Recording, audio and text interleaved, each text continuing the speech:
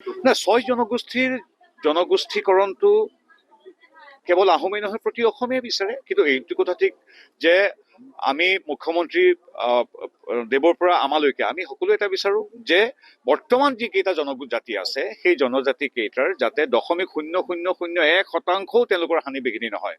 অৰ্থাৎ আমাৰ ইতিমধ্যে থকা প্ৰতিটো জাতি জনগোষ্ঠীয়ে যিকেইটা জনজাতি ৰূপে স্বীকৃত, তেওঁলোকে পাই অহা সুবিধা, তেওঁলোকে পাই অহা সংৰক্ষণ, তেওঁলোকে পাই অহা সুৰক্ষাৰ এক বিন্দু হানি বিঘিনি নোহোৱাকৈ আমাৰ প্ৰত্যেক ছয় জনগোষ্ঠীৰ যি দাবী কৰিছে প্ৰত্যেকে সেইটো বিচাৰিছে, মুখ্যমন্ত্ৰী মহোদয়ে সেইটো বিচাৰিছে। গতিকে আমি আশাবাদী যিবিলাক সাংবিধানিক কথা থাকে, যিবিলাক অন্যান্য যিখিনি কাম আৰু হোৱাটো খুবেই জৰুৰী, সেইখিনি তাৎক্ষণিকভাৱে হোৱাটো প্ৰত্যেক অসমীয়াই বিচাৰে, প্ৰত্যেক আহোমে বিচাৰে। মই এগৰাকী আহোম যুৱক হিচাপে বিচাৰো।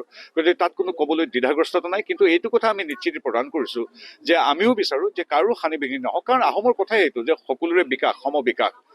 চাওলুং চুকাফাই যিটো মন্ত্ৰ আমাক শিকাই গৈছে যে সকলোৰে সমবিকাশ হ'ব লাগে, কাৰো হানি বিঘিনি হ'ব নালাগে। গতিকে সেই সূত্ৰতে আমি সকলোৰে উন্নয়ন বিচাৰিছো, বিকাশ বিচাৰিছো, আৰু যাৰ যি প্ৰাপ্যৰ যোগ্যতা আছে তেওঁলোকক সকলোৱে জনগোষ্ঠীৰ স্বীকৃতি পোৱাটো বিচাৰিছো।